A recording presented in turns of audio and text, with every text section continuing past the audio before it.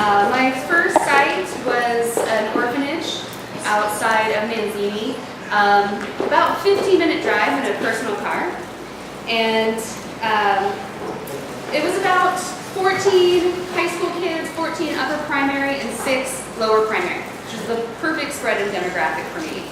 And I just wanted to share a little story that I experienced there that really helped keep me focused on one of the most important things I could do as a volunteer in a children's home. So it was the first time I was going to be the only adult on site for an entire weekend. The structure was 35 kids, a house mother, a house father, and myself. Both house parents had family emergencies, so I was going to be alone, but I had an emergency number for a house parent at a boys' home in Manzini. So he knew that I could call him if I needed anything or any emergency, and I was fine with the arrangement. Like I said, it was mostly teenagers. I felt comfortable with this arrangement, no problem. I was getting home from shopping on a Friday afternoon, and the older boys raced to the gate to meet me. And you could just tell right away that something was wrong. And my youngest guy, Bonke, he was 5, he fell off of a tractor and split his tongue open. And a good part of his tongue was no longer attached. And none of the kids had airtime or phones. I think there was one phone, no airtime, that kind of situation. So I call the emergency number right away. And the man that I'm talking to in town, he says, "Oh yeah, I'm coming, no problem." So we wait, and we wait, and we wait. And the older boys are getting so mad at me that I'm relying on this man.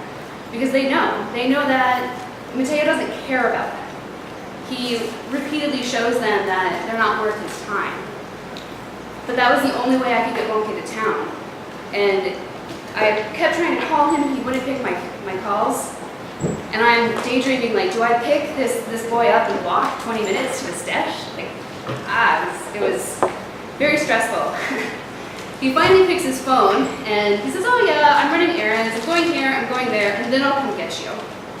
And it was all I could do to not scream at him. Bonke is standing in a puddle of his own blood. Get here. So he finally shows up. And I know this man well enough to know that if I fight with him, if I yell at him, I will make his day. He would love to fight with me. So all I do is say, "Oh, thank you so much for the ride. This is lovely." We get in the car, and I ask him, "Oh, do you have any of your own children?" And he says, "Yes, he has a son about Bonke's age." And then I just shut my mouth the rest of the ride. So he drops us off at the ER. We get checked in, and we begin the very long journey of waiting for care. Not shortly, well, we were there maybe an hour, and we get shooed off of the chairs in the waiting room, so the only other option was to stand. And I hope none of you guys have to experience the ER at RFM. It is not pleasant. It is filled with people moaning and wailing in pain. And Bonke, sorry, he's 5 and he's in pain, and it's scary. So he is clinging to me for hours. He is not a baby, he is a small boy, right? So and I'm holding him for hours. And I take my earbuds and I put them in his ears to try to drown out some of this cacophony around us. And while we're waiting, I notice this other woman in a wheelchair. And she is just consumed with agony in her face, but she's not crying out at all. And her lap is covered in a blanket. I notice her a few times.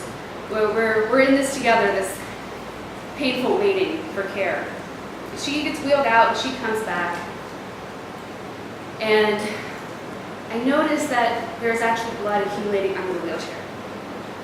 And I notice for the first time that her foot is turned at a grotesque angle. And this is over 4 hours of waiting at the ER that I noticed this. And guys, this is my breaking point. I am choking back tears. I'm shaking a little bit. Who am I to be crying when I'm surrounded by people in real pain? But I couldn't handle it.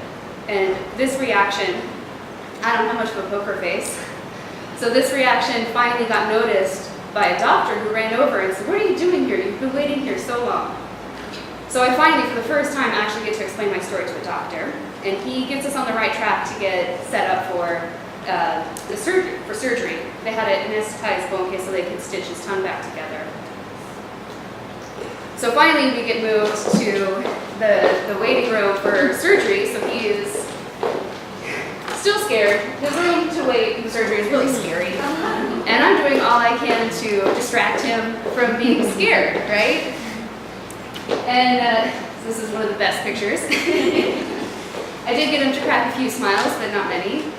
And finally, the nurse comes and rolls in a cot. So there's a really tiny waiting room and some steel bars. And then she rolls in the cot on the other side of the bars and instructs him to climb up there. And I'm telling her, like, my Siswati is not very good. Can you please tell him I will be right here when he gets out of surgery? And she was a black African woman, but she seemed to be offended by my request, and she said, "I don't know Siswati." And she starts wheeling him through these giant steel doors. And when Bonke realizes I'm not going with him, he loses it, and he tries to jump off of the cot, clawing the air to grab me. And this woman forcibly pushed him back to the cot, wheeled him through, and slammed the door. So when he got out of surgery, I was waiting for him right there. And it was this amazing moment when his eyes fluttered open and he saw me and he recognized me. Again, he leapt up and just wrapped himself around me. And then we went home. So I found out later, through means of this man actually telling me to my face, the house father that was our emergency contact, he did not show up any sooner because he was trying to teach me a lesson. He did not have to answer to me as a woman. He most certainly didn't have to answer to me as a volunteer white woman. But the funny thing is, his lesson didn't really hit where he thought it would. All it did was reignite my passion to make sure that every single day I modeled as much love and compassion for those young people that I had the privilege of living with every day. Nobody else was there showing them, reflecting back on their worth, their inherent worth to be loved and to be cared for. I would love to think that I was modeling for the house parents on how to be a good parent and positive parenting, but I know that fell short.